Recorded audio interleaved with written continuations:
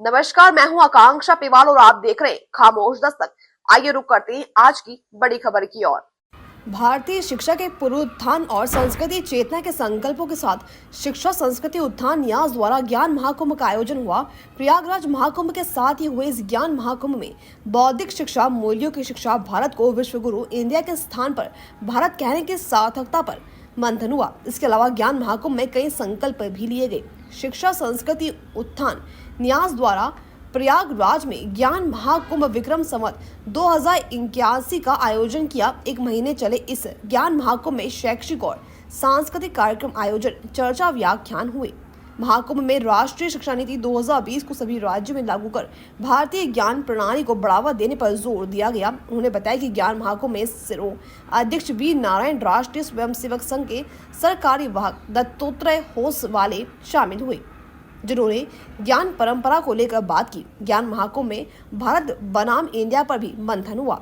इस ज्ञान महाकुंभ में जानकारी शिक्षा संस्कृति उत्थान न्यास के राष्ट्रीय सचिव डॉक्टर अतुल कोठारी ने दी। ज्ञान महाकुंभ में कई सत्र हुए। इसमें हरित महाकुंभ में पर्यावरण चेतना की अलग जगाई गई। शिक्षा और संस्कारों पर व्यापक विमर्श हुआ। नैतिक व व्यवहारिक शिक्षा वाली पारंपरिक शिक्षा व्यवस्था, भारतीय शिक्षा प्रणाली में आध्यात्मिकता के महत्व में विषय जैसों पर रेखांकित किए गए। इंदौर संभाग ब्यूरो वाजिद अली कुरैशी की रिपोर्ट। ऐसा है, जो अभी प्रयागराज में महाकुंभ आयोजित हो रहा है, उस महाकुंभ में हमने भी 10 जनवरी से 10 फरवरी एक महीने के लिए ज्ञान महाकुंभ का आयोजन किया गया था।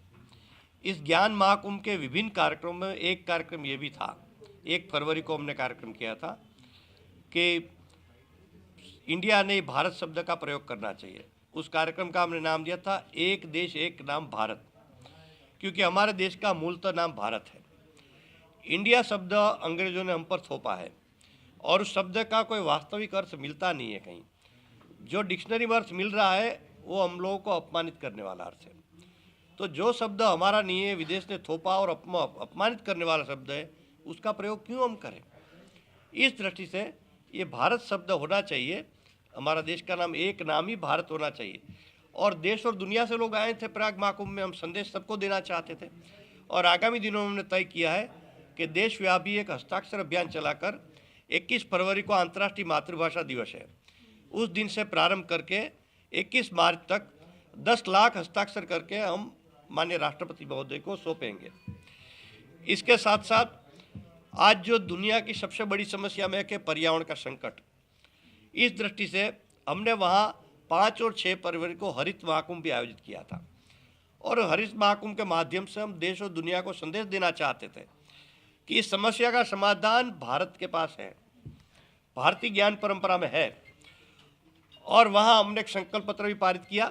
साथ साथ हमने इसके पूर्व से ही हमारे साथ जुड़ा हुआ पर्यावरण संरक्षण गतिविधि जो है, उन्होंने आह्वान किया देश में एक थाली और एक थैला दीजिए।